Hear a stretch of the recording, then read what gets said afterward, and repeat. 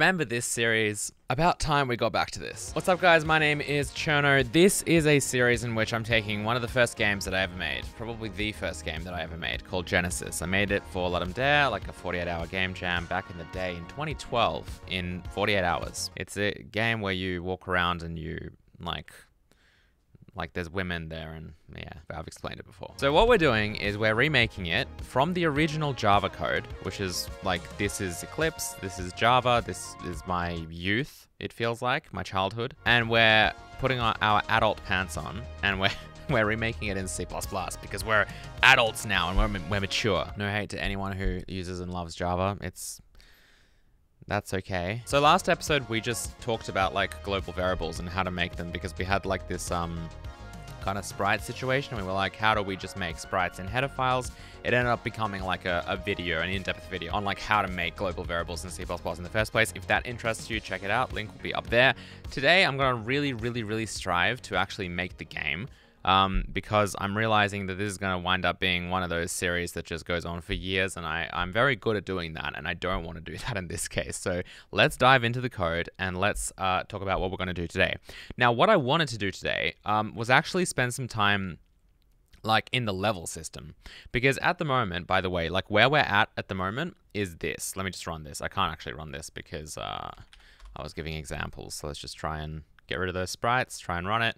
Yeah, so like this is where we're at the moment, which basically, let me just zoom in here, which basically like we have some sprites rendering. We've got the player sprite that we're able to access from the sprite sheet. We've got this torch on top. You can see it's compositing nicely and discarding like the pixels that are supposed to be transparent. All of that stuff's kind of working.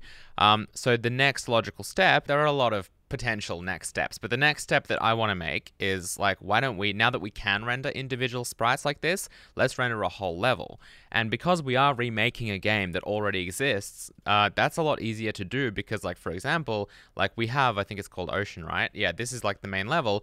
Like we actually have it here, right? This is the level. So it's not like we have to like go ahead and design levels now, or, you know, place random sprites or do anything like ridiculous like that. No, like we should just be able to read in this texture and then use it to place the right type of tile in the right spot, just like the original game used to do it. And so that's what my plan is for today. And of course, we've got a lot of the code that we need here. The screen class, I believe, has like, you know, render tile, which again, will basically just do a little copy from the sprite sheet's pixels into like the entire screen's pixels, thereby, you know, rendering that sprite at a particular location on our screen. This kind of X offset, Y offset is important because that's essentially the camera that, you know, the level might be this big, but obviously, you know, at any given moment, we'll be inside, like we'll have like a window into that world. And we don't want to render anything that's outside of this view. Only tiles that are inside this view should be rendered.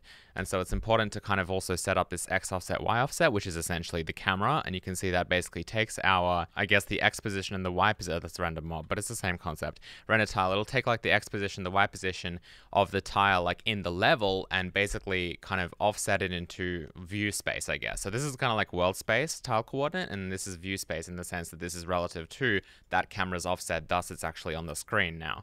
And if it's not on the screen, you know, if I guess the XT and whatever ends up being either less than 0 or greater than like what we can see somewhere. Yeah, so like, see, it's a little bit hard to see like what width was. I thought width was somewhere here. Width is like the width of the screen, I guess. Yeah, it would be like, you know, we have an array of integers here, which represents every pixel that we have, like that makes up the graphics in our window, and this would be the width of that. So if our width was, I think it's like 900, I think, yeah, it's 300 times 3. So in terms of actual pixels we're rendering 300 of them wide, but the window ends up being scaled up by 3, so it's 900 by, you know, whatever that is, 900 by 180 times 3. But anyway, back in render tile, you can see that if this like potential pixel we want to render is actually outside of the bounds, we just break. We don't continue doing it. I'm a little bit interested in why there's no culling like here before we even start entering the for loop. Especially because, like, for example, this break that happens here, like there's a YT check here that could have easily been done in this loop, and then we wouldn't have to enter this loop because obviously YT is kind of known up here. For XT, you have to do it here because it's obviously this is the loop that determines xt, but this could have been done here. But also even just being like, hey, like, you know, this sprite, like, position is completely outside of the bounds of what's visible on the screen, like, which could be determined pretty quickly. Because that's the other thing, right? Like, this will check, I don't know if I should get into detail now about this, but I'm doing it, so whatever. XP and YP is basically like, I assume the top left coordinate of this kind of tile. So like, this is the tile. It's like, what, I think it's 16 by 16, right? So this is the tile, 16 by 16 pixels, but this is like the top left coordinate. And then we're going to go through like the Y, which will make, let's just color code this blue. We're going to go kind of down this way. But then internally in the loop, we'll say orange is X, we're going to go across this way, right? So we'll end up kind of going down that way, Y will increment, and then the X coordinate will just go across like this. And so obviously if we know the size of the sprite, and we do, it's 16, we could just be like, hey, you know, if XP in the first place is less than 0, but not just less than 0, because it has to be if XP plus 16 is less than 0, because obviously if the screen cuts off here, it's possible that we actually have a little bit of the kind of tile showing, and we do want to render that. So you kind of have to do a little bit of math here, but you could easily just see, like, does this fit onto the screen up here and then not even go into the for loops, which I assume would be, like, probably worth doing, because I don't think that, like, this is a bit annoying to me, because you're kind of going through and, you know, past me is kind of going through and actually basically being like, hey, is this pixel out of bounds? Hey, is this pixel out of bounds? Hey, is this pixel out of bounds? Instead of just being like, hey, I know the rectangle of what I'm drawing. Let me just check like each corner ultimately. Corners is just a good way to think about it, but really you're just checking kind of two planes or whatever. You're checking to see, is it outside of like the kind of Y bounds, or is it outside of like the X kind of horizontal bounds? And that's it. And then you don't have to do anything in here because you can kind of do that ahead of time. You still do need the kind of per pixel check because, as I mentioned, if you're halfway out like this, then you still do want to render a few pixels. And so you kind of want to discard these and probably like continue or whatever. But this is a break anyway. And that's why it's doing minus sprite size, because it breaks if it's completely, if the sprite is completely out of bounds. Whereas if it's partially out of bounds, this won't be true, and then we end up clipping it, which is why we get some weird behaviors. Anyway, lots of stuff going on, but before we dive into it and start porting this to C++, I want to thank Brilliant.org for sponsoring this video. Brilliant.org is an amazing website filled with lots and lots of really, really high quality courses on various STEM topics. Math is an integral part of see what I did there? Math is an integral part of computer science. Like, you know, this kind of stuff that we're doing here, you need to have like some kind of fundamental math knowledge. People ask me all the time if math is important for programming, and it really does depend what kind of programming you're doing, but overall, I would say, yeah, absolutely. And Brilliant.org is just such a good place to learn math, all the way down to their everyday math course, which is fantastic if you've like never done math before. If you're scared of math, that course is just such a beautiful, gentle introduction that will kind of let you peer into the vast world of math. But then as you progress through your journey, you can go to things like linear algebra, which is very, very important for graphics and games. And along those lines, progress into calculus, which also is very, very important and quite frequently used. And the way that Brilliant teaches you this stuff is extremely visual. It's very interactive. They'll give you these widgets to play with so you can see how the numbers affect what's actually happening. And they'll also continually quiz you to make sure that you're actually learning and retaining the information. The best thing about Brilliant is that you can get started for free. They have a 30-day free trial. Just go to brilliant.org/thecherno, just have a browse through the courses and check them out for yourselves. And if you do go on to like it, Brilliant have been nice enough to offer the first 200 subscribers 20% off an annual membership. Huge thank you, as always, to Brilliant for sponsoring this video. All right, so I kind of want to stop talking about the stuff now and start implementing it, because again, there's quite a lot of stuff going on here, which is really, really cool, because this was like, you know, this kind of code and this kind of way of doing things was really heavily inspired by Notch making, I think it was Minecraft, which is like a game that he made for a Ludum Dare back in the day, like Ludum Dare 24, maybe, off the top of my head. But he decided to make like a really, really, really retro style game. I didn't go quite as retro as he did, because he had like some kind of limited color palette from what I know, and he did some fancy things that were completely unnecessary, but he kind of imposed those limitations on himself just to make it more interesting, I guess. I didn't go quite that far, but a lot of the stuff that you're seeing here like is really inspired from that kind of code. And I had kind of, you know, back then in my programming journey, I tried making games like that a lot because I was so interested in like the kind of the retro way, I guess, of doing things, and just like putting every pixel onto the screen manually, you know, like yourself, which is what's going on here. We're rendering like to an image pixel by pixel. And so like all of this code, like I'd just write stuff like this over and over again, like in my free time, try to make games from scratch all the time. And so when it came down to Let 'Em Dare, like this kind of code, like it was just ingrained in me and memorized. So like I think a lot of this stuff is definitely similar to like how Notch kind of made his low fidelity graphics with a little bit of my own twists, I guess. Kind of thrown in there. Okay, anyway, I promised we'd talk about the level, so let's kind of get onto that. So the first thing I kind of want to do is load these images. I think that we already have, yeah, levels are here. So first and foremost, let's go about actually loading an image. So we have an image class in Walnut, which is kind of the library that I wrote that we're using for this series. This image class, though, what it will do is you can see it's going to read in the pixel data if we provide it, and it's going to read it in the right format here, and then it's going to actually allocate memory on the GPU and upload it to the GPU, then free the CPU side data. This is not really what we want because I want the image to be just accessible on the CPU. And in fact, we don't really need any GPU side images apart from the one that we write to. So what I'm going to do is I'm basically going to copy this. I'm just going to copy this whole block.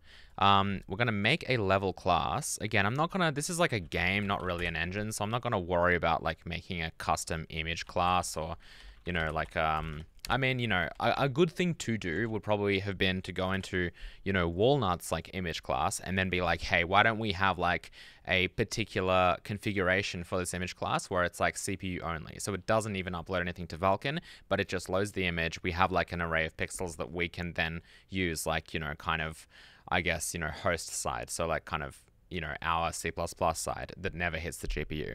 That would have been good. Since Walnut doesn't provide that, though, I didn't write it here. I might do it in the future, but let's just like ignore that and we'll just do it ourselves. So namespace Genesis, I think is where we're in. Class level. Again, this is like ultimately a port with some improvements, I guess. So I'm just gonna read this. I don't think this is ever used. I guess, what is it? Control G or something? Control. Yeah, I still remember. No, that's not it. Alt Shift G. It's like references workspace. Control Shift G. I was close. Yeah, there's nothing for that, and this, yeah, so this is used, right? So we're not actually using this constructor anywhere, so I'm not gonna use that one. This is the one that we have, though. It takes in a path, then it does this. So again, I'm gonna kind of be porting that largely, which is good because that means that we can kind of focus on not like how did we do things necessarily. Let's do a file system path. But we can just focus on, you know, the actual kind of C++ code and how we want to structure that. So it's a nice exercise, I think. Should we have a destructor? Maybe, maybe not. So let's do create implementation. Oh, whoops, I didn't do anything in here. So include level, namespace Genesis. That means we can get rid of this guy. Now, I guess, you know, we'll have like a copy of the file path.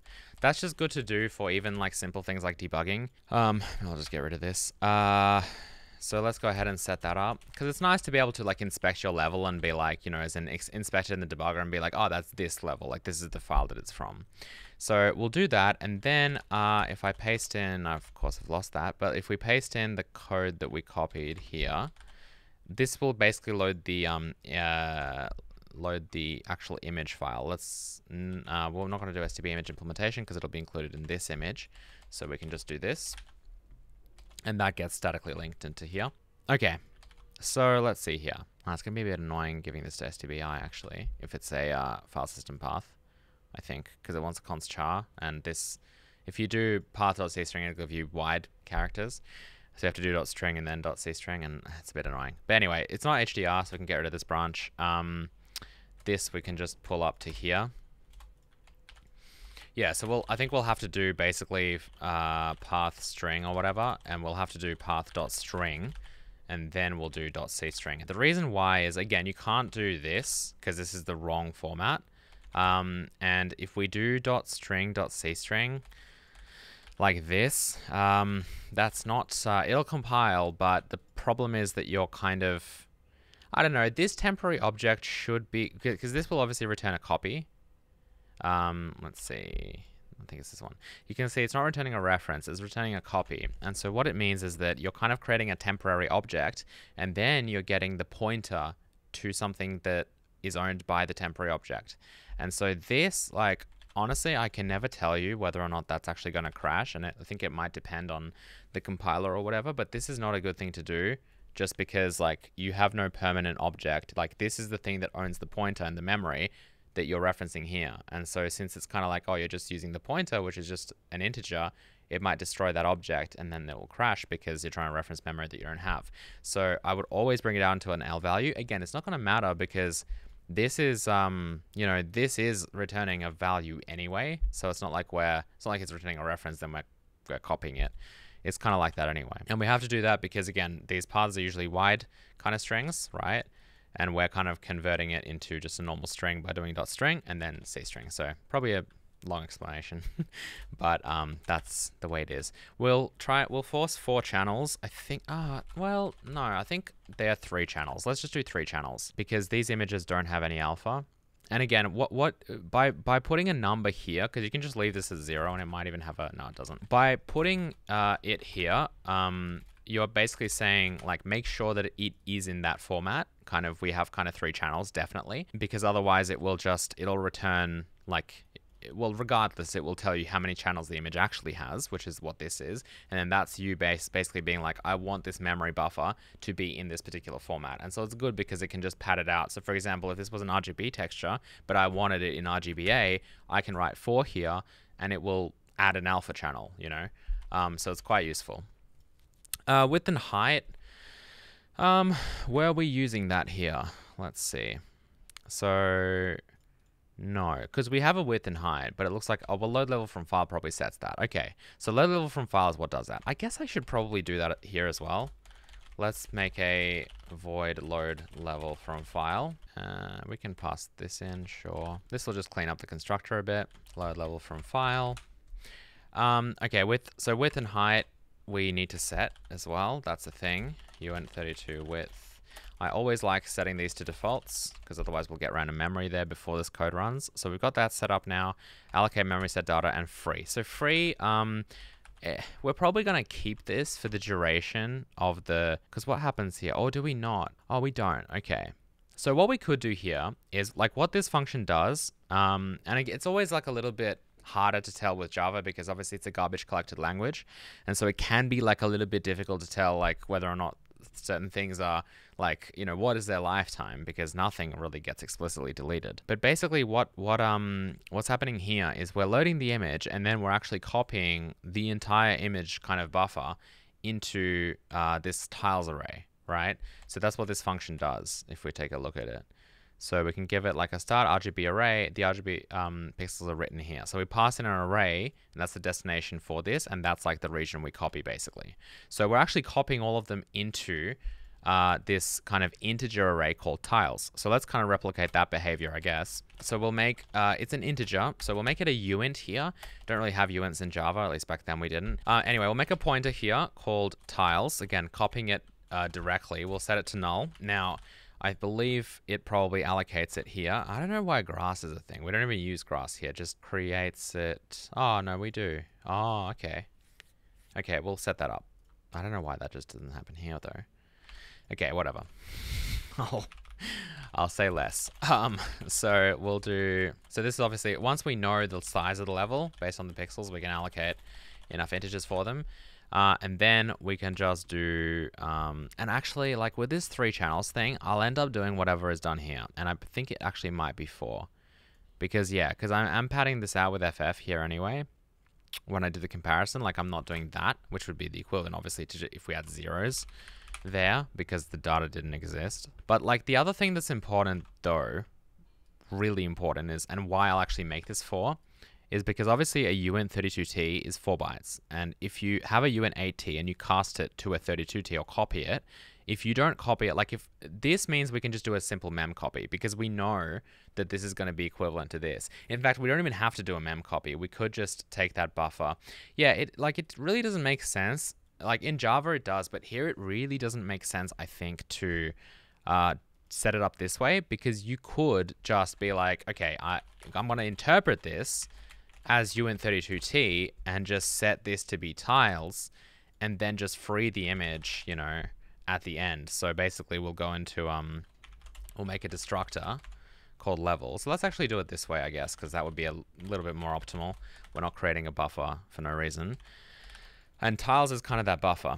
So we could just do this basically, because this is obviously going to be in the right format, and it's basically the same thing as what we were doing here. So let's do that. And then obviously for the grass, like whatever's going on here, we'll have to replicate. So let's do grass, grass equals new uint32t, width times height. Now you could make these vectors. The advantage there is just that you don't have to free them, but I like, this is deliberately written in kind of a raw way, like this whole, this whole game. So I'm gonna keep it a little bit more raw and just use basic kind of C++ features, not kind of use vectors where they're not strictly speaking needed. Of course, we're going to still use vectors because they're used quite a bit.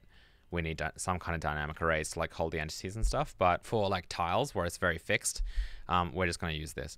Okay, so that's it, I think. Oh, and the grass needs to be populated with random stuff, doesn't it? So this is us going through the grass. Let's just copy this for loop, to be honest. Where should I do that? I guess I'll do that here, same as the Java code.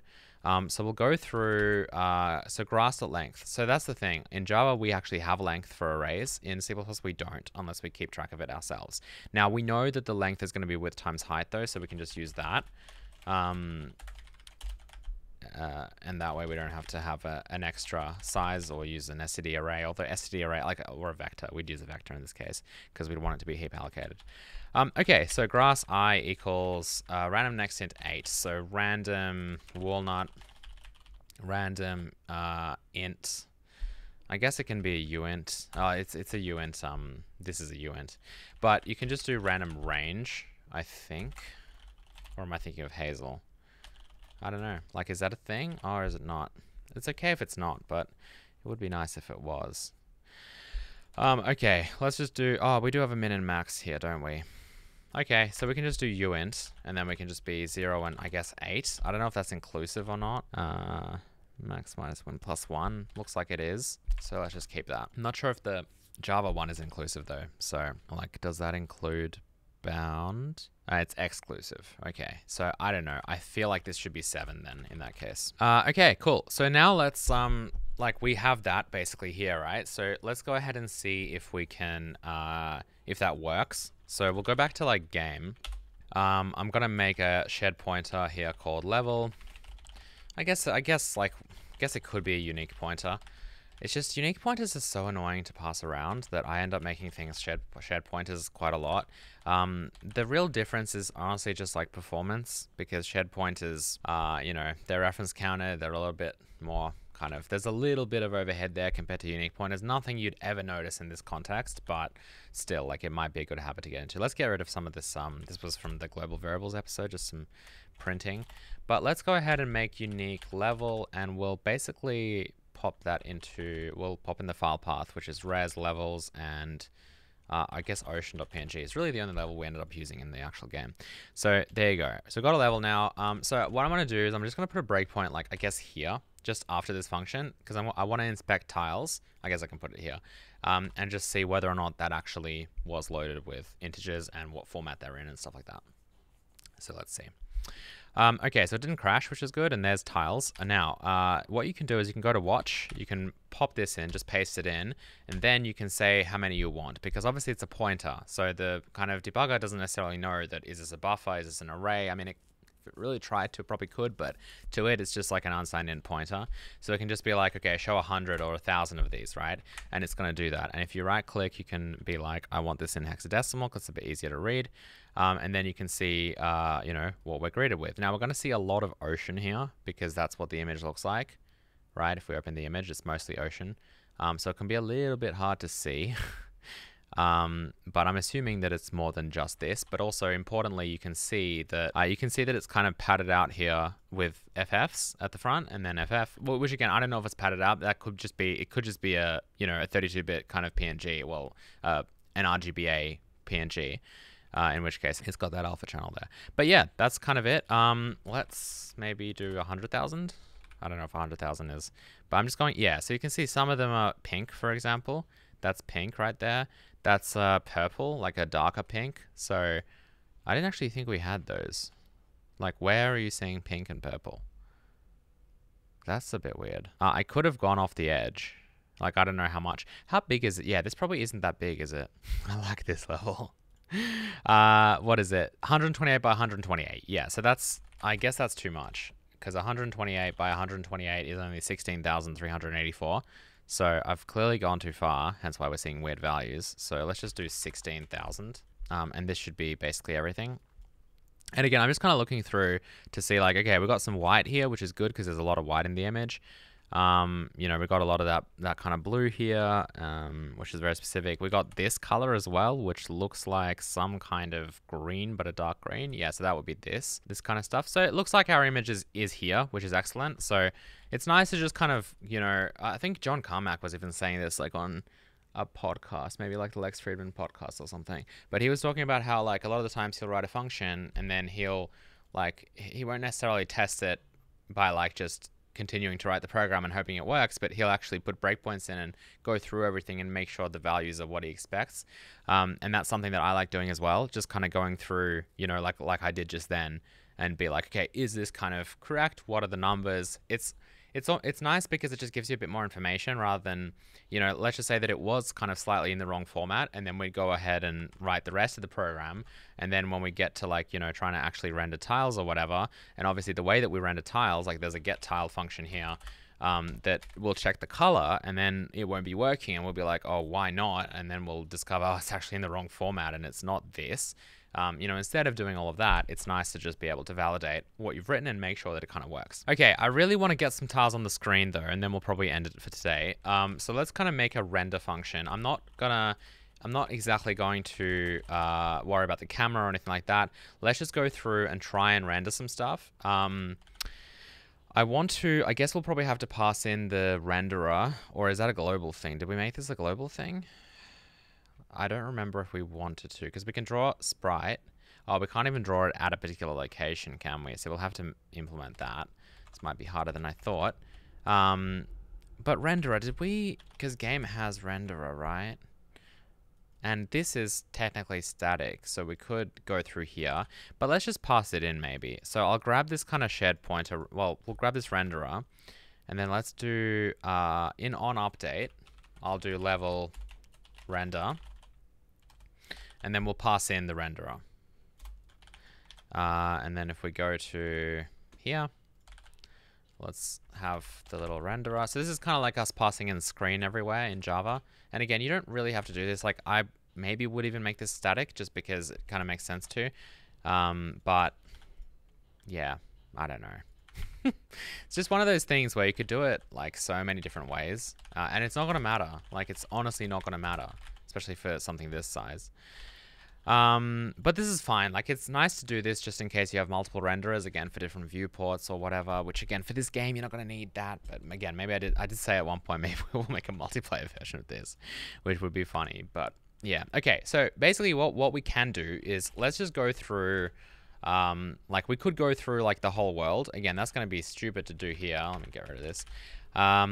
Because like we don't want to render every single tile, but if we did go through the whole world, we could be like, you know, let's get like a particular tile, right? So let's do tiles I, for example. And also the way you'd want to do this, you can still do it in a single loop, obviously, like this, but it makes a little bit more sense if you do a nested loop so that you have y and x separated. But you can do it. You can just do, you know, I mod width, I divided by width to get x and y respectively. If you just have a single dimensional coordinate, but this is better.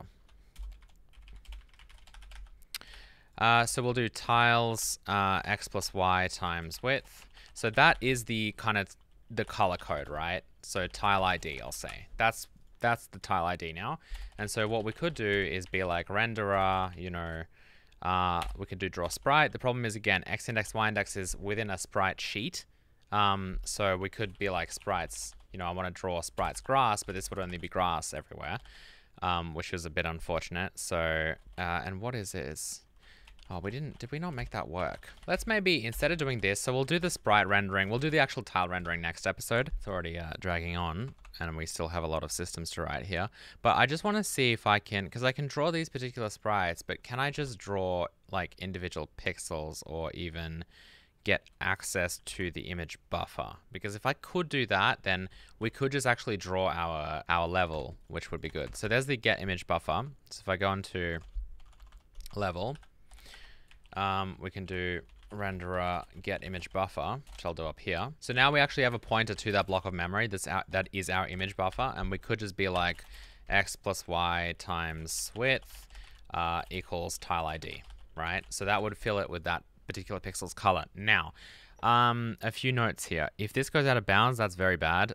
We can ask the size though, I believe, get width and get height. So I would do like a little kind of if x, well, x is not going to be less than 0, but it's possible the level width is bigger than the amount of pixels we have on the screen. I don't think it's 128 by 128, so I don't think that's the case here.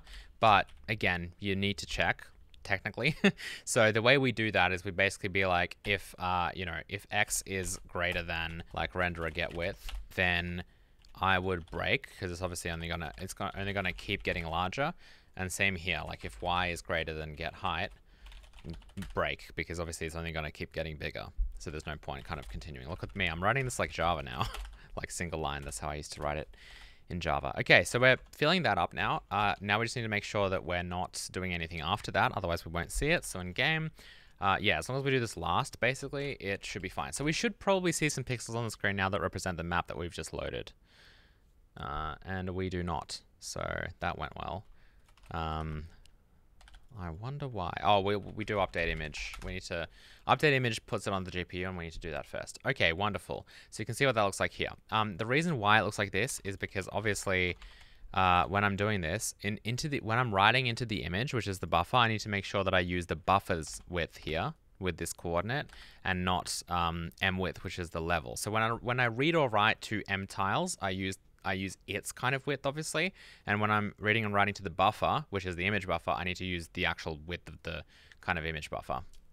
Because it's a single dimensional array, but we're treating it like it's a two-dimensional coordinate. All right, and there you have it. So we have the image that we kind of made here, or that we loaded in the level, just being like blitted, I guess, copied onto our screen like this. And so the idea now is to actually read the kind of tile ID and just draw the 16 by 16 kind of tile at that particular coordinate, and then also have a camera system that makes sure that relative to where the player's position is, we see like a view into all of those tiles.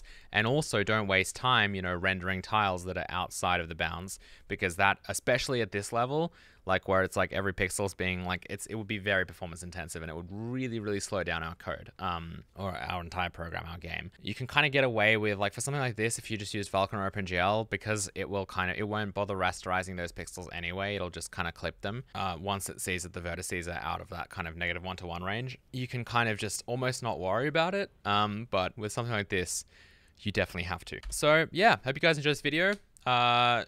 Please hit the like button if you did. Next time, as I mentioned, we're going to go through and we're going to actually like draw the tiles and hopefully make up this kind of level world with the camera and all of that stuff. Let me know if you're enjoying this series. It's quite fun for me because I'm revisiting stuff that I wrote like 11 years ago, I guess. Don't forget to check out brilliant.org/Cherno. Link will be in the description below, and I will see you next time. Goodbye.